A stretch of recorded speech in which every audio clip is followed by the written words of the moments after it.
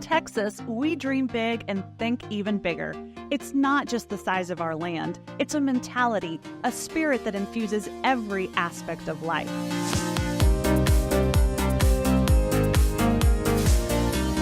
As the world's 8th largest economy, Texas is a powerhouse of innovation and enterprise. That's why on any given day, 1,000 people flock here. On Size Matters, we are sitting down with visionaries and game changers in Texas, folks from all walks of life who are doing big things. Join us as we explore the how and the why behind these stories.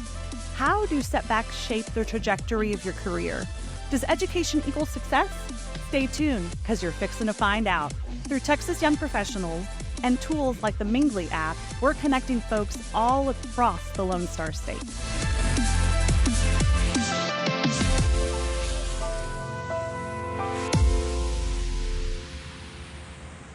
Welcome to Size Matters, a podcast connecting Texas young professionals.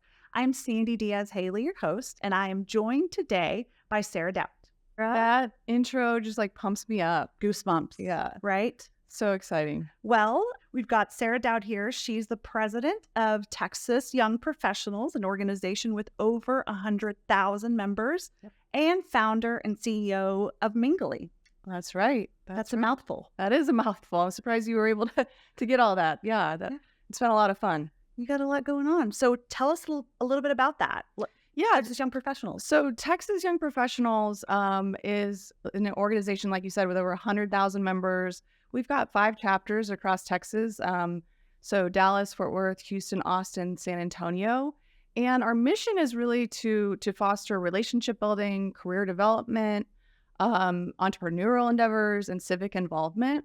And so we consecutively have monthly happy hours at each of those chapters that I mentioned, and really try to bring people together, a community. We're industry agnostic, which really sets us apart from other organizations.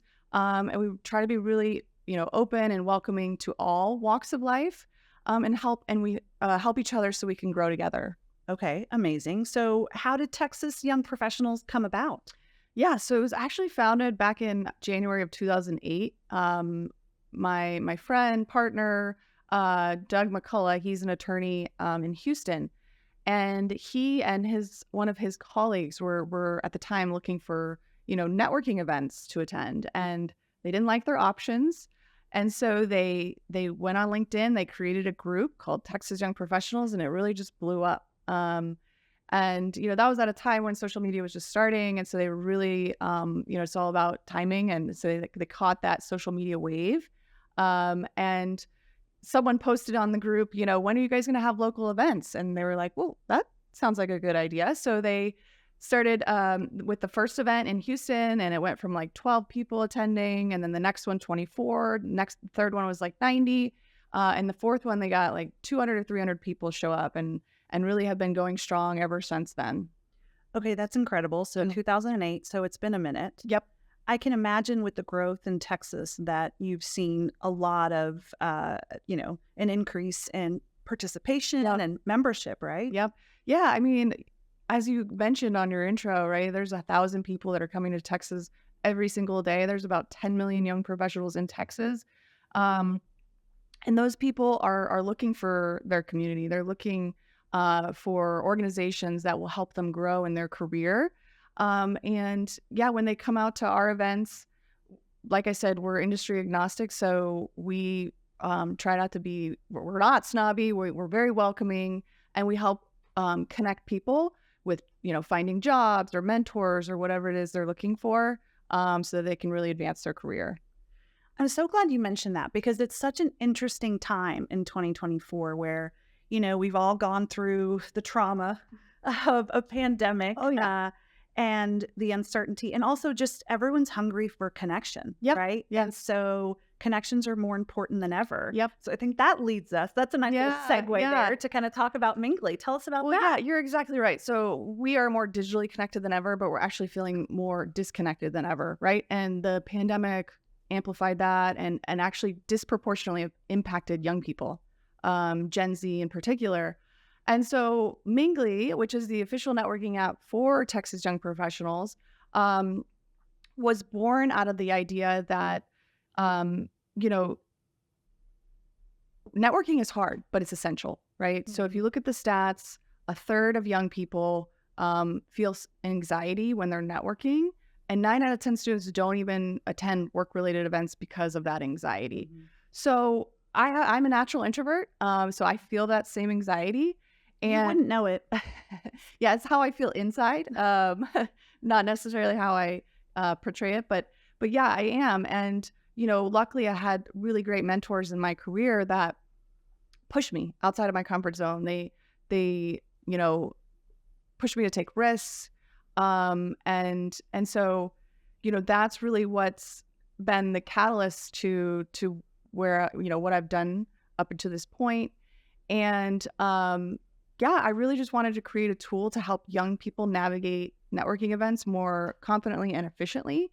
And so with Myngly, you can think about it as like a GPS for your professional life or a real-time LinkedIn, right? So we're leading you and guiding you in real time, in real life to your professional connections, also valuable opportunities on your career journey, and most importantly, to a community of people helping people. Yeah. So yeah, your network is truly your net worth. And like I said, my mentors, I really give all the credit to my mentors. That's incredible. And I think too, you mentioned connection, but community and what you all have been able to build is really incredible.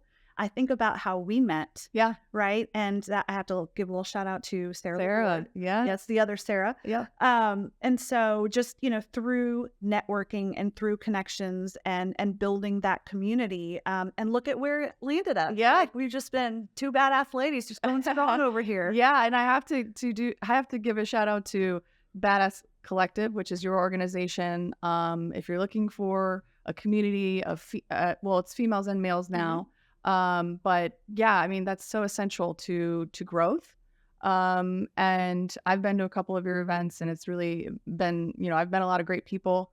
It's a great resource. And yeah, I just wanted to give them a shout out. Well, thank you. And kind of, and I can talk about TBC at a later time, but it is funny how things kind of happen organically, right? Yeah. So it sounds like, a lot of folks might not know this about you, but you have a day job in addition to being I do this, that, and the other. Yes. So would love to kind of hear a little bit more about that, because Myngly seems to have happened kind of organically. Yep. But you're not someone who kind of lives in the tech world. I've been in the financial industry for over 14 years now. And yeah, I've been a private banker.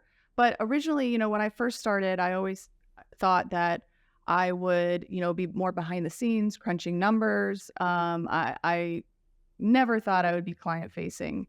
But it wasn't until about 3 years into my career where one of my mentors, Craig Sullivan, shout out to Craig Sullivan, who really challenged me and said, when I was tapped on the shoulder to take on more of a client facing role, he said, I don't see why you wouldn't take this job, Sarah. And I told him, some of my fears, talking to clients, being a natural introvert. And he's like, stepping outside your comfort zone, taking risks is where you really grow. And I see no reason for you not to take this job. So I did. And I kind of just kept working hard, proving myself, putting my head down. I kept getting tapped on the shoulder, getting closer and closer to that private banker front office role, where now my job is fully client facing, fully business development, and that's all I do all day long.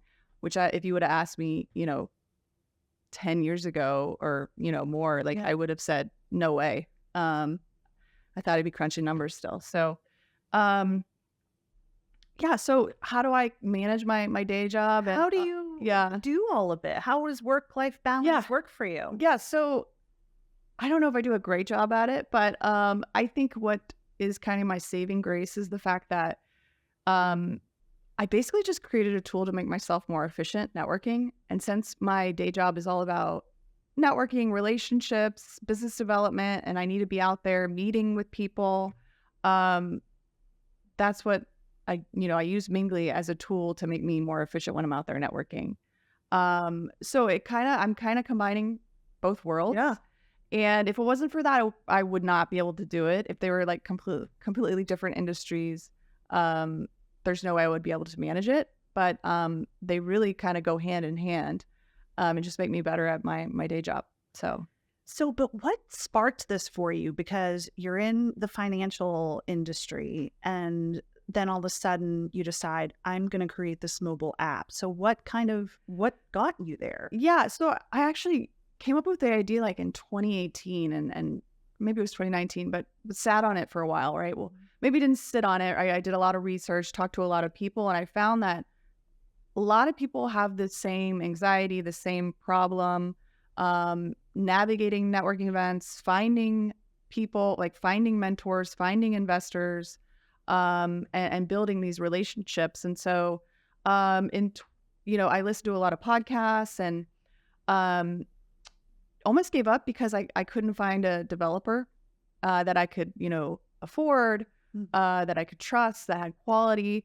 And so I started listening to this podcast called App Masters by Steve P. Young, and I still listen to it. And he had a developer on there, Haim, from B7 Dev, and this guy was super smart. He, like, you could tell he wasn't just a processor, he was a problem solver. And so as soon as I got off the call, I did some research on him, and I was like, there's no way I'm going to afford this guy. But yeah, it turns out we were able to work together, and he's now our CTO. Yeah. That's incredible. I know. So he's our CTO, and we have a great team of developers. They're in Argentina. And, with the non-technical background, I really count on them and rely on them on a lot of things. And they've been a great, great partner for us. Was that scary, though, to take a risk like that, to put yourself out there? I can't imagine. Yeah. I mean, I would say I'm pretty risk averse, just given my background and as a private banker and being a trusted advisor for my clients. I'm more conservative by nature, and also, my upbringing as well. So yeah, this was definitely one of the biggest risks of my life. But that's something that I really encourage young people. And, if you have an idea and you've vetted it and you've, done your research, you just got to start. Ideas don't always come out fully formed. You just have to start. Yeah. And sometimes, like in our case, our idea was maybe a little too fully formed, and my vision, building this social network, right? It's not always going to start off that way. You got to kind of grow and slowly kind of get to that point. Crawl, walk, run. Exactly.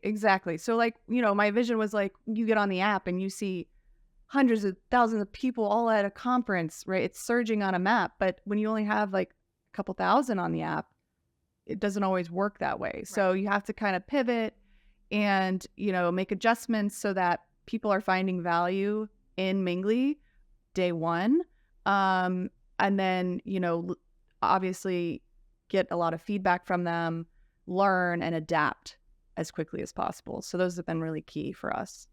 What I was just thinking, because you mentioned that this is something that you were kind of toying around with in 2018.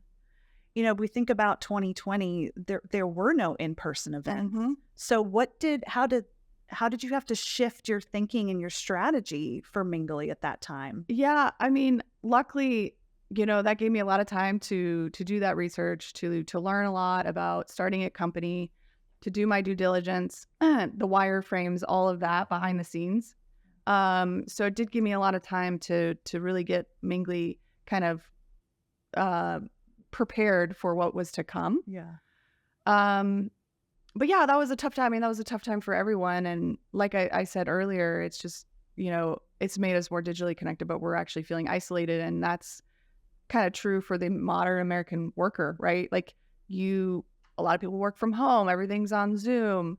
And you're not able to build that, camaraderie and really have relationships with your team members anymore. Right. It's such a conundrum because I've talked to a lot of people that are in the HR and employee experience world, and this whole return to office is, you've got the younger people who, I sound old, but you've got the youngins, but you've got the younger people that are saying, I want to be in person at least part of the time because I want to be exposed to other things and people, and that's how I'm going to learn and grow. Right. But then you've got the folks that maybe have families at home or whatever else. They're like, I'm fine. Yeah. I've been working, at home and it's been great. And so where do you find that balance? Because also then you've got the Gen Z coming into the office and they might not be interacting with anyone, but they love the idea of I am you and you're sitting right next to me. Right. So it's such a conundrum, right? But having a tool like this where you're meeting people where they're at. Exactly. Right? Yep. Yeah. So the way it works is we're using geolocation and smart algorithms to match users with other professionals that align with their goals and objectives. So, like if you think about a conference with hundreds or thousands of people, you can't possibly get around to meeting all these people. That's super intimidating too, to just walk up to someone and not know anything about them and just kind of be like, hi, I'm Sara. But now, you can put in your filters, be more intentional about your networking. So if you're looking for a job, freelancers, interns, whatever it is, you put those in, or maybe you just want to network within your industry. You could put those filters in too, and it will really narrow it down. So now there's 10 people here that you really, really need to meet. And not only that, but it gives you cliff notes so that you can think about them first and be a connector, because that's so important in networking, right? It's like helping others first. And so instead of walking up and saying, hi, I'm Sara, I'm looking for a job. Now it's like, hi, I'm Sara. I see that you're looking for a job. Like, tell me more about what you're looking for, right? And really put the other person first. Yeah. So now all I'm thinking about is the, next iteration of this. And we haven't talked about this, but I'm thinking, okay, online dating, Yeah. I missed those days. Yeah. I mean, not miss them as in like I missed them, but I never had a chance to do any of that. But it makes you think about that. Like, how can you be more intentional and strategic about the people that you meet? So yeah, that's something, that is in the future. Yeah. We have networking right now, but eventually, thinking about different modes, friendship, dating. But we really, actually, that was one of the early pivots. So we wanted to focus on networking because obviously what I talked about with my background, I can mix the best of both worlds here right now. And it helps me with my day job. Also with Texas Young Professionals, where I'm the president, we can use this to help our members, and they can get on there and they can be more efficient and confident walking into networking events. And then we believe that if you start off as a dating app, you're kind of always known as a dating app. If you look at Bumble, right, they started off as a dating app. They did try to move into Bumble Biz, which is networking. And it's got that taboo where if you see someone on Bumble, you think they're on a dating app. Even they might be on Bumble Biz. They might be networking on there, but you kind of just always associate with a dating app. So that's the reason why we started with networking first. Okay. No, that makes sense. That's smart. So kind of going back to this whole idea of you're saying, I'm introverted. It took me a while. It took a mentor to really make me kind of uncomfortable and challenge me. What advice do you have for folks that are kind of in that spot right now where maybe they haven't had that little surge of confidence or kind of someone hyping them up to say, no, you can do this? Yeah, I think so. I know the Olympics are going on right now. So Noah Lyles, when he won gold in the 100 meters, or no, sorry, it was the 100 meters. He said, why not me? Why not now? And I haven't forgot that. And so I think young people should keep saying that to themselves, believe in themselves. And yeah, why not now? Just start. You just need to start, take risks. Yeah. And surround yourself with a really great community and great mentors. Yeah. What is because when I think of you, I really think like not just badass, but like leadership. So tell me about just your approach to leadership. Yeah, that's one that I try to reflect on a lot. I would say I lead by example. That's just always been the case with, playing sports. Always just making sure I bring greatest effort that I can. you know, with being a private banker, trying to be, lead by example there, being, the best private banker that I can be. Um, and then, I try to learn from other bosses that I've had in the past, which I've been fortunate to have really great bosses. And try to take tidbits from what they're doing and what I, feel is really helping and a great leadership style. So like being transparent, I try to, you know, be that way and communicate openly with my teammates and with my direct reports as well. So yeah, and then I would say, I try to have like a democratic leadership style where like, I mean, I know that I don't have a monopoly on ideas, that other people have better ideas than I have. And I want to hear those ideas and I want to hear those thoughts.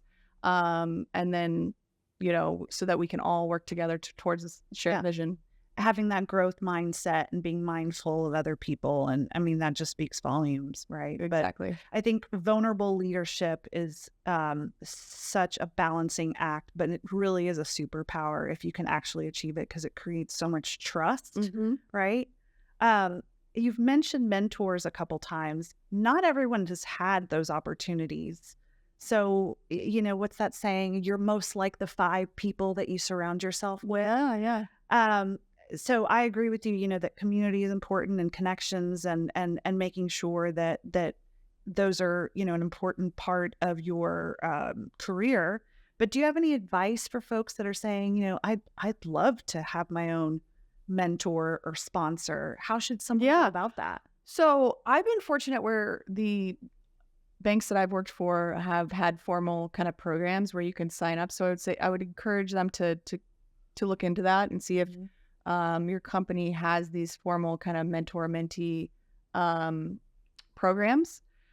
If not, or even if so, I would also come out to these networking organizations like Texas Young Professionals, like Badass Collective, and meet people. That's a great way to start kind of growing and building your network. And then tools like Myngly, right? So you can put in those filters. I'm looking for a mentor, and then go meet them in person. That's key, right? One of Myngly's kind of taglines is like, we're using screens to get people off screens. So, don't just hide behind the screen, go out, meet them, shake their hand and find out how you can help them first. Yeah. Yeah. Meeting in person. I know, right? Yeah. So, I mean, 85% of jobs are filled through networking. And then, I mean, it just helps all around with your career, right? Also, 40% of prospects convert to clients after an in-person meeting versus 16% that don't, right? So, it's just crucial, and that's what we're trying to solve for with Myngly and Texas Young Professionals. So, what do you think success looks like for you and Myngly and Texas Young Professionals? Yeah, I mean that's a great question. I mean, success. I think it's less about success and more about like impact, the impact that you make, the significance in life. How do you add value to others? How are you helping others? There's the saying by Zig Ziglar, you can have everything in life you want if you just help other people get what they want. I try to live by that every single day. And I am at Myngly and at Texas Young Professionals, we try to embody that. And that's really where I get the greatest joy in life is giving back and helping others. And, that's how you leave your legacy. You only leave what you give, which is, kind of sad to think about that. But when you're gone, the only thing that is left is the impact and the significance that you've left on other people. So that's what I want my legacy to be. Well, what I want people to know is you are very genuine in saying that, and I know that personally. Just in the time that I've known you, you are very collaborative and all about lifting others. And, I think of that phrase, a rising tide lifts all boats. Oh, yeah. And it's very much reminds me of your approach to connection. And I know I'm grateful for just the opportunity to collaborate with you. And I think I absolutely believe everything that you're saying right now because you're a testament to all of that. No, I'm glad that I'm so excited to partner with you. And I get to spend more time with you. Yeah. Is what I'm most excited about. So, Yeah, you do. Sorry. Sorry. Yeah. So let's get into some fun stuff. Okay. Well, I mean, not all that was fun. Oh, okay. Yeah, of course. But let's talk about just this whole idea of corporate jargon, right?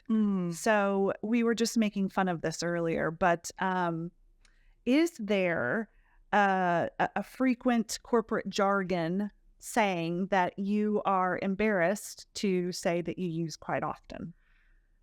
Oh, that's a good question. So I do want to tell a quick story about my first corporate jargon that I ever heard. Yeah. I was like, what does that mean? So when I first started, someone put in an email, snafu. Do you know that one? Like They were like, a mistake or yeah, but do you know what it stands for? no? It stands for something normal all effed up. And I remember just being like an intern and like, you know, it was so funny. I had no idea what it meant. I had to Google it. So Something normal, all effed up. Yeah. all left up. Yeah. Wow. Yeah. So if you didn't know that, you should use it. It's a good one. Okay. But I think I probably use let's circle back on that or take that offline. Yep. I always joke around with my partner, like I say that with her, and she's like creative side of things. She's a filmmaker, so She definitely doesn't get to circle she's back just off like, I don't understand what you're saying right now. And the other one would be, let's not recreate the wheel, Yes. right? You don't want to recreate it. No, you don't want to do that. You also don't want to boil the ocean. We're not boiling the Yeah. ocean, guys. Oh, gosh, you should explain what that one means because I don't know if I've heard that one too much. So it's just I look at that as saying, you know, I want to sound or seem like the smartest person in the room. Yeah, So it's just, let's take a step back, guys, because we're not trying to boil the ocean. Let's just keep this. because that would be really hard to do. Exactly. Who actually boils Yeah. the ocean Yeah. or attempts to, right? Yeah. So it's just silly. That is funny. I actually might use that one now. I like that. Yeah. We're not like- trying to boil the ocean. Yeah. guys. It's just like, Yeah. it is what it is. So going back to connections, is there an up and comer or someone doing big things that really yeah. inspires you right now? Yeah, there's a lot. But the guy that comes to my mind is Jordan Sakala. He is the CEO and founder of Labor Hut, which you can think of as like an Uber for pickup and delivery services. Yeah, it's really cool. He's doing a really great job. But more than that, he is passing on his knowledge to others. He's being a great resource. I mean, he's personally helped me. He's connected me with UX, UI people. I mean, he's a kind of a technical guy, and he knows I'm a non-technical person. So he's always there supporting, giving advice, cheering me on. And so Jordan, come on our show. Yeah. It sounds like you need to. Yeah. You need And he's also founded, I think, a couple other companies. So he's got experience. And those are the kind of people that we need to be exposing to our community to kind of share, you know, the kind of things that we are doing here. So big Yeah. things in Texas, right? absolutely. Yeah. And they keep getting bigger. That's right. So So tell us where can we find you? How can people track you down? yeah, so you can find us on any app store. So Apple or Google Play. It's Myngly, Myngly, and we're actually exclusively in Texas. But you can use a code to get in, so you can skip kind of the application process. And the code is Size Matters, all capital letters, no spaces. Size Matters. And then follow along our journey. Join us across all social media platforms at Myngly app. That's Myngly app. And would love to see you at one of our next events. Wow. That's amazing. Well, thank you so much for being here. We are so excited. And Thanks, Sarah. Thanks for having me. It's been a pleasure. yeah. Well, stay tuned and join us next time on Size Matters, where we sit down with visionaries and game changers doing big things in the Lone Star State.